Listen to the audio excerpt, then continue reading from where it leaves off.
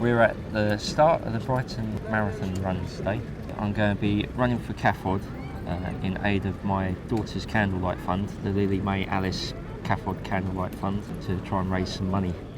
The Candlelight Fund is a fund for relatives, really, to remember a member of family or friends who have died, and it's a practical way of supporting communities in other countries, and also feeling that the loved one actually has not been sort of forgotten.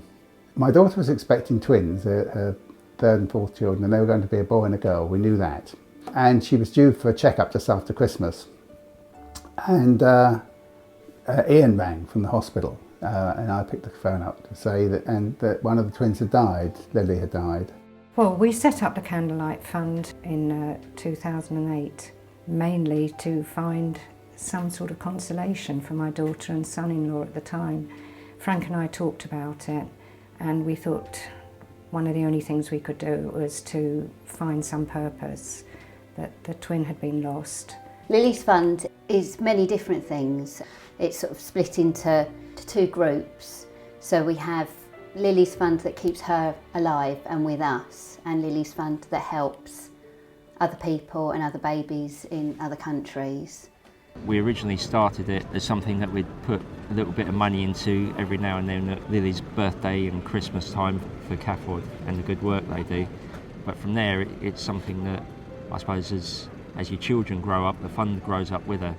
I think it doesn't really matter how whatever you're comfortable with fundraising, a coffee morning with friends, just a cake stall after church or something. It doesn't have to be high powered, certainly. I mean, there's no way I could run a marathon. I had been doing a bit of amateur painting, and I thought, well, maybe if we sold each one of these for 50p or £1, we would make some money towards the fund. We decided to have a garden party, and we would sell these paintings, and that spurred Frank to actually think, well, perhaps he could to make preserves. So he started to make jams. For her fund, I have been making soft toys, bunnies, like keepsake bunnies.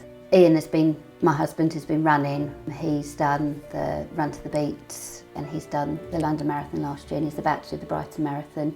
Jack, my oldest son, Lily's brother, has done the Nativity Run last year and this year.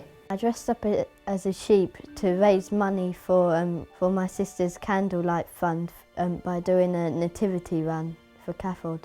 And we've all just sort of worked together as a family and tried to get as many people aware of her fund as possible. The Candlelight Fund has taken us in so many areas we wouldn't ever have imagined that we would have gone into.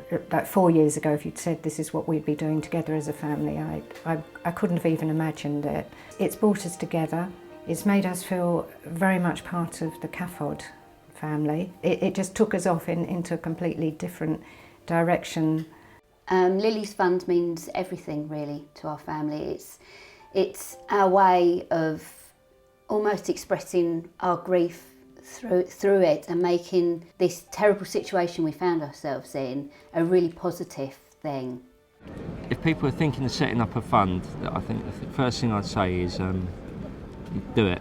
It's as much or as little as you want to do. So, and anything you do is appreciated.